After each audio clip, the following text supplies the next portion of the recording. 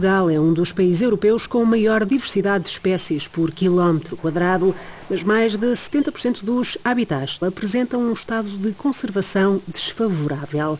O país enfrenta inundações, incêndios e secas num território marcado pelo abandono. Perante este cenário, qual é o estado do ambiente em Portugal?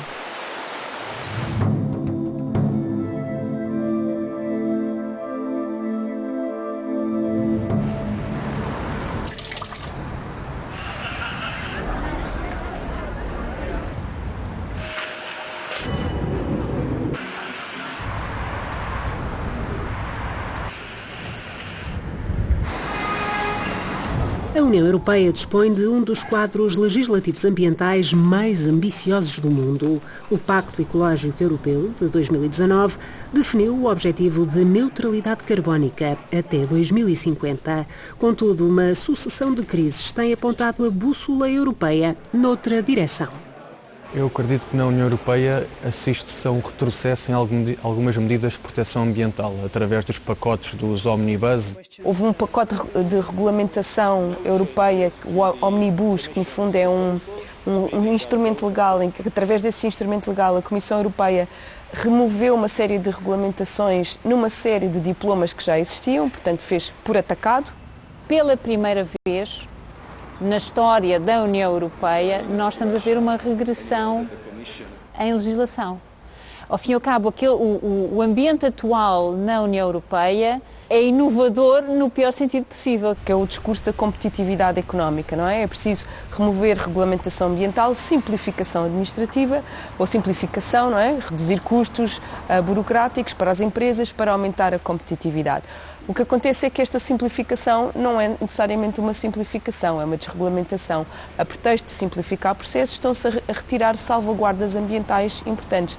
Por exemplo, a Comissão Europeia adiou para além de 2035 o phase-out dos veículos movidos a combustíveis fósseis.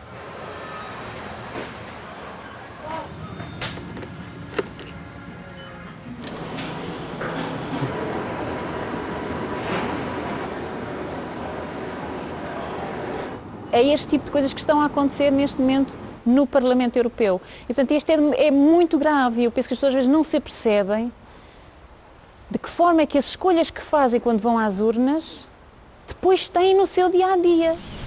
Por exemplo, o Regulamento da Desflorestação, que é um regulamento europeu, foi adiado mais uma vez a sua entrada em vigor, a pretexto de dificuldades com a plataforma informática da Comissão Europeia. Por toda a Europa e pelo todo o Ocidente já começam a soprar ventos de guerra. Se será efetivo ou não, oxalá não seja, mas o que é efetivo e que já se nota é que todos os governos começam a aumentar a despesa com o esforço de guerra, onde vão buscar essas receitas. Será a educação, será a saúde, será as pensões de reforma, será a segurança social, será o ambiente. O ambiente, neste aspecto, é um elo mais fraco e temos de estar atento. Tivemos a pandemia seguida da guerra na Ucrânia, que ainda continua, depois a viragem política nos Estados Unidos, e tudo isto tem levado a que a componente ambiental tenha menos destaque, menos prioridade nas políticas europeias.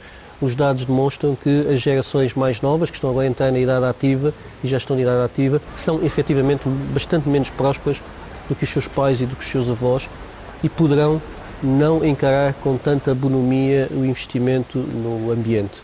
É quase como se o ambiente, os aspectos sociais, fossem, de algum modo, uma dificuldade, quase uma barreira, a que se conseguisse o desenvolvimento económico. É exatamente o contrário.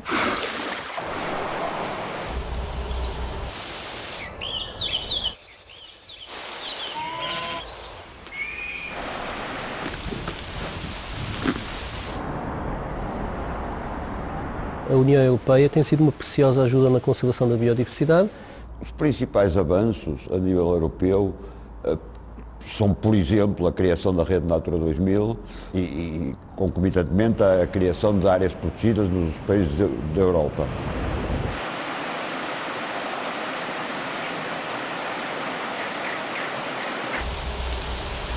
Essa Rede Natura 2000 pressupunha não só apenas uma delimitação, mas pressupunha depois a criação de um conjunto de instrumentos que, na prática, promovam a conservação dessas espécies e desses habitats. Infelizmente, Portugal levou demasiado tempo a criar essas ferramentas para permitir essa conservação. E a Comissão Europeia abriu-nos um processo de contencioso que, felizmente, hoje, acreditamos nós, está em fase final de resolução. Temos hoje praticamente todos esses instrumentos aprovados. A Rede Natura 2000, embora tenha sido em todos os países da União implementada na lei, nos diários das repúblicas dos diversos países, no terreno não foi. E, portanto, esse é um fracasso da Rede Natura 2000, a somar ao subinvestimento nas áreas de conservação da natureza, que é cada vez maior. O programa comunitário principal de apoio à conservação, que era o programa LIFE, está a ter descidas de verbas, complicou-se, afunilou-se, está a ter descidas de verbas e, portanto, o futuro não se prevê muito risonho, não é? O programa LIFE teve a virtude de se manter razoavelmente constante. Enquanto tudo mais ia e vinha, o programa LIFE podia-se contar com ele. No entanto, suscita-nos grande preocupação na perspectiva já aventada em Bruxelas de se extinguir o programa LIFE e subsumir ou remeter para outros programas ambientais mais genéricos e abstratos aqueles que eram os objetivos do programa LIFE, designadamente a conservação da biodiversidade. Isso preocupa-nos muito.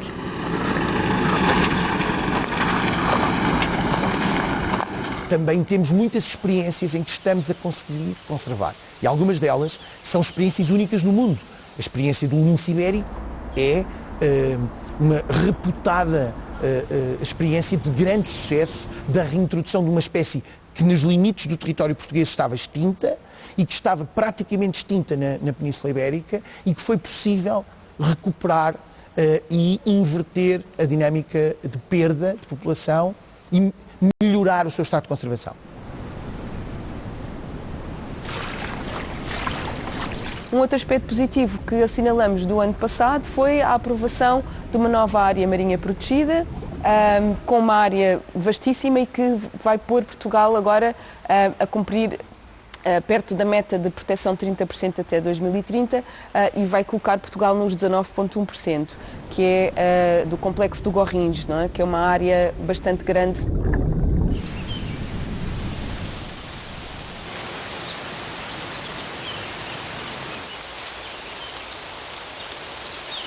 Não nos interessa nada uma área protegida que tenha, ou seja, arame farpado à volta e não se faça nada lá dentro. Isso não interessa nada. As áreas protegidas têm que ter os seus hábitats devidamente geridos e conservados. E esse trabalho não tem sido feito. Portanto, as áreas protegidas, algumas que eu conheço, estão no papel, nunca lá foi ninguém. Vemos grandes empreendimentos turísticos, agrícolas, de energias renováveis a serem propostos até para áreas da Rede Natura 2000 e tendo em conta as metas de Portugal de proteger 30% do território terrestre e 30% marinho no âmbito de compromissos internacionais, se não conseguimos proteger o que já está protegido por lei, é muito difícil expandir a proteção para outras áreas onde ainda não existe.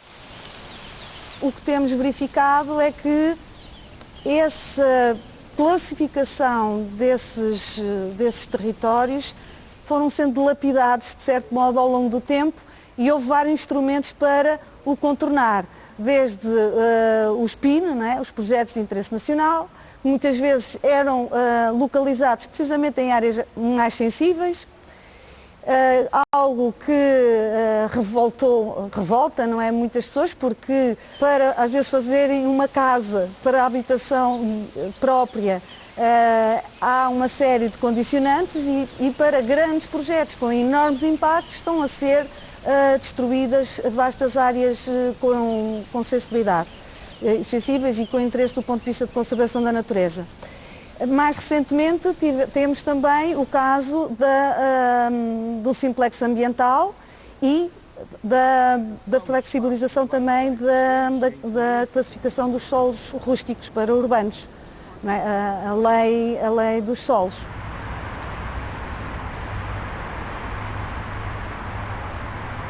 É assim, não sou alarmista e não acho que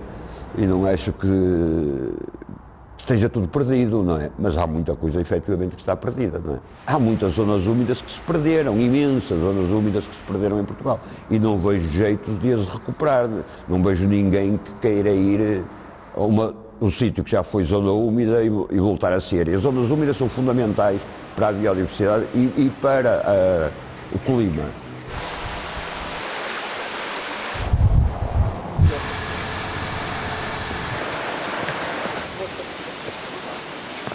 Nós vemos que, infelizmente, estes dias em janeiro têm sido bastante... têm dado um alerta para aquilo que são consequências das alterações climáticas, não é? O agravamento das tempestades, mas também daquilo que nós fazemos em termos de ordenamento do território, de, por exemplo, construção em leitos de cheia. Eu tenho a certeza que se tivéssemos um ecossistema muito mais preparado e funcional, que não seria tão agressivo, não é, este tipo de fenómenos, não é? Um fenómeno destes num país, por exemplo, como Moçambique, não é, que aliás é regularmente assolado por fenómenos extremos, obviamente tem um impacto muito maior. Aqueles que vão sofrer mais são exatamente aqueles que contribuíram menos para o problema. E isso, do meu ponto de vista, devia nos deixar a todos muito preocupados.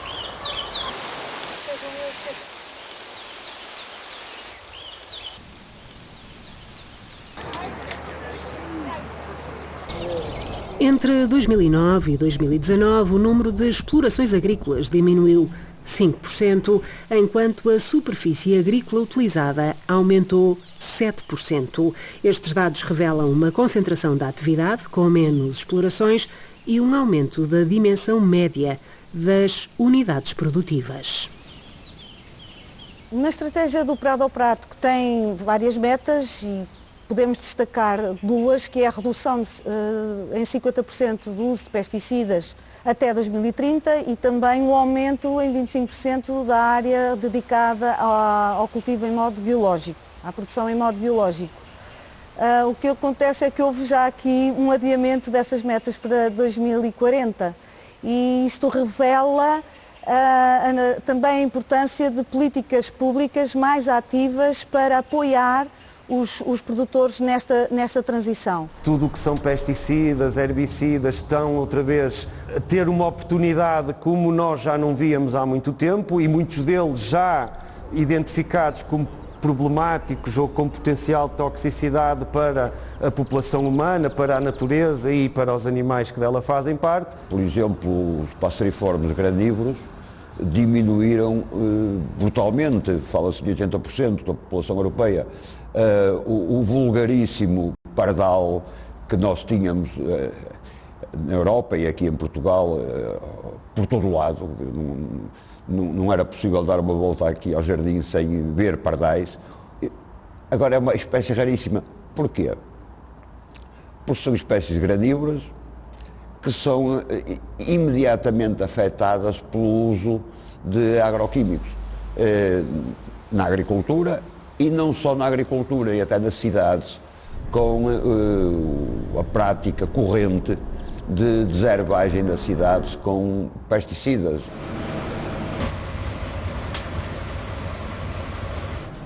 Este aspecto dos transgénicos ou organismos geneticamente modificados também teve aqui momentos-chave.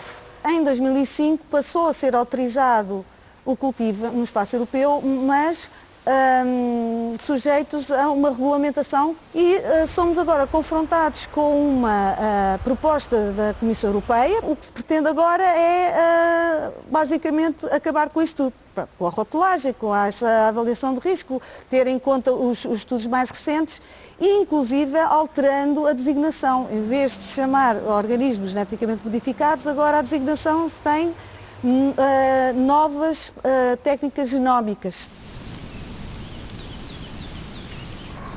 temos uma região que é património mundial da humanidade, não é? Na agricultura, como é a região do Barroso. Temos toda uma comunidade que está de alguma forma contra esta iniciativa extrativista para aquela região, porque investiram durante décadas numa visão para o território que trouxe pessoas para o território, que as pessoas se adaptaram para dar resposta a essa visão e de um momento para o outro se veem confrontadas com um projeto de uma dimensão surreal para aquilo que é a realidade portuguesa. Nós, neste momento, temos uma boa fatia do setor agrícola contra, por exemplo, o acordo agora que se está a firmar com o Mercosul, que vai trazer aqui um conjunto de produtos que seguramente não têm os mesmos níveis e o mesmo standard de exigência que têm em Portugal. Isto é preocupante. Nós não comemos dinheiro, não é? Iremos sempre precisar da qualidade dessas unidades, no fundo, de natureza que continuam a permitir-nos ter uma vida agradável, saudável e por aí fora.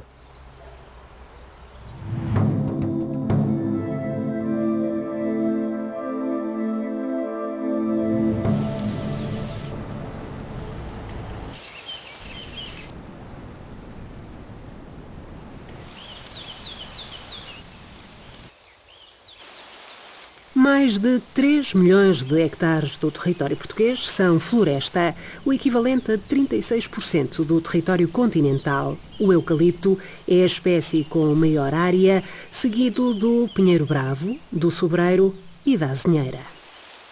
Nós até 2011 dizíamos que tínhamos cerca de 80% da população a viver em 20% do território. Aquela faixa de 20 km para o interior entre Braga e Setúbal. A partir dos censos de 2021, percebemos que já não conseguimos dizer isto, porque já temos mais de 80% da população portuguesa a viver nestes 20% do território e menos de 20% da população portuguesa a viver nos outros 80% do território. Isto teve uma consequência.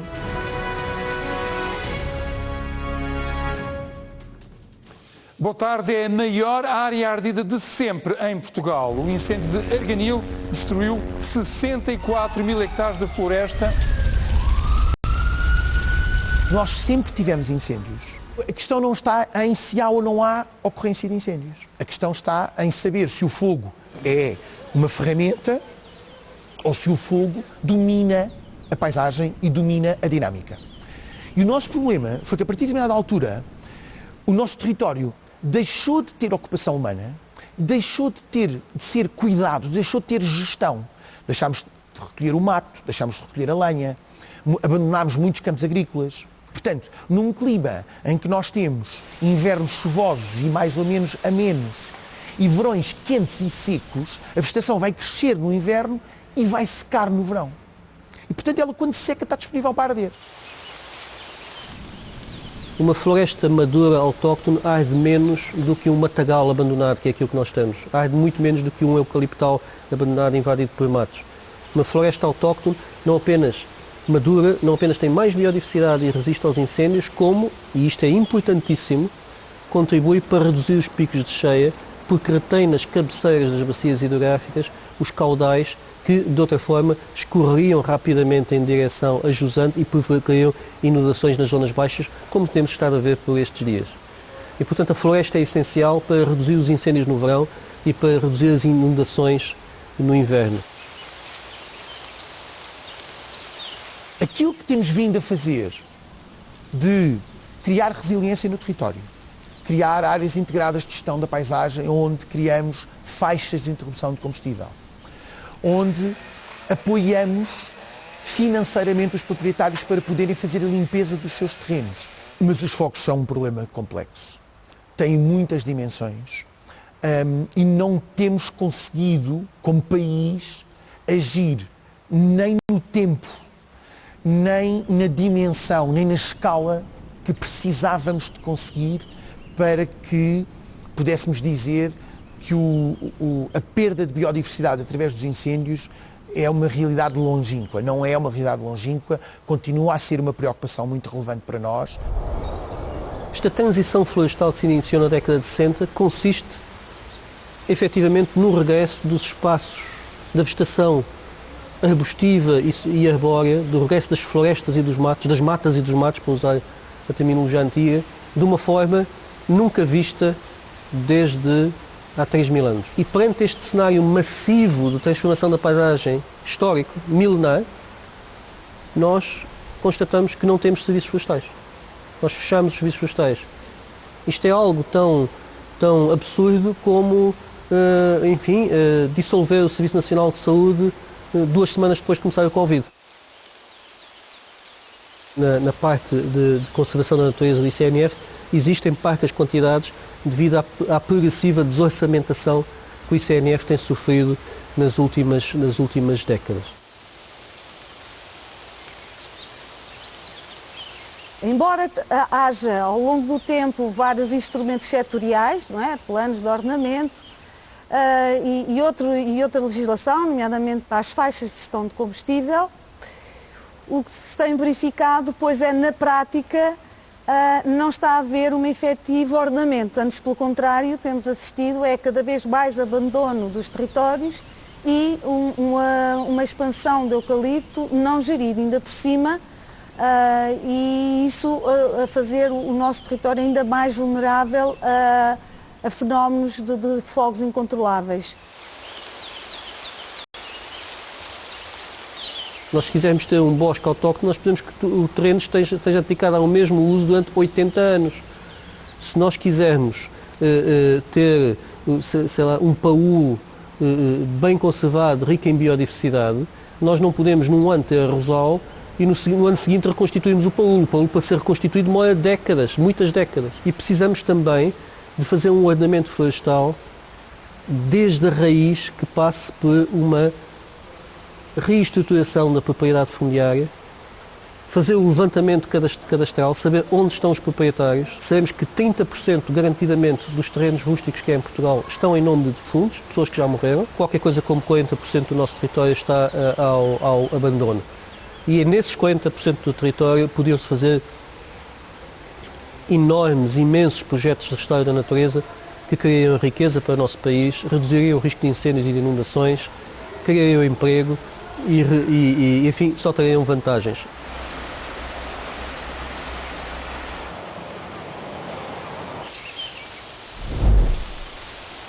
Um dos pontos positivos é a lei do restauro, por exemplo, não é? Que a lei do restauro ecológico, em que os Estados-membros vão ter que, até 2030, restaurar pelo menos 20% dos ecossistemas degradados e restaurar todos os degradados até 2050. Portugal encontra-se neste momento a elaborar o seu Plano Nacional de Restauro.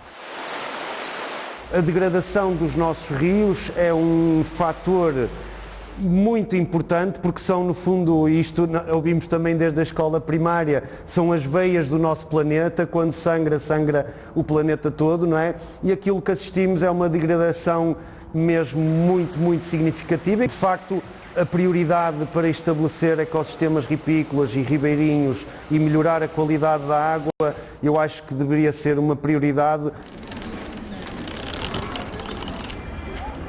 O turismo, neste momento, a representar quase 20% do produto interno bruto, é uma das nossas maiores exportações, e dentro dele o turismo de natureza está a crescer bastante, mas cresce limitado por um fator: a degradação das paisagens de boa parte do país, particularmente do centro do país e parte do norte do país, que é composto por uma paisagem degradada, abandonada, de eucaliptal abandonado, de pinhal abandonado, de matorrais, que não atrai o ecoturismo. E, portanto, substituir esta zona abandonada, rústica abandonada, por bosques autóctonos, por ecossistemas autóctonos, seria um jackpot de benefícios. Pode ser aqui uma oportunidade também para conseguirmos demonstrar a relevância que tem para a nossa qualidade de vida, para o ar, para a água, para o solo, para os alimentos que consumimos, trabalharmos em parceria com a natureza. E ao começarem a existir projetos no terreno, é mais fácil muitas vezes às pessoas perceberem o que é isto, não é? De falarmos sobre conservação da natureza, de falarmos sobre restauro da natureza, e é esta questão da biodiversidade, que é um palavrão, não é? É um daqueles grandes conceitos e que as pessoas às vezes têm muita dificuldade em perceber no dia a dia em que é que isso se concretiza para eles.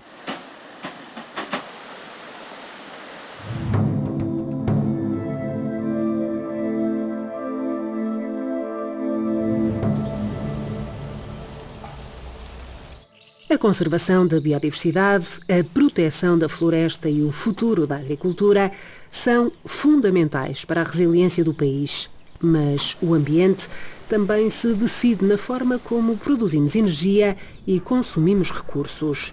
O Biosfera continua a análise ambiental no próximo episódio. Até lá, ouça o nosso podcast e acompanhe-nos nas redes sociais. Mantenha-se bioativo.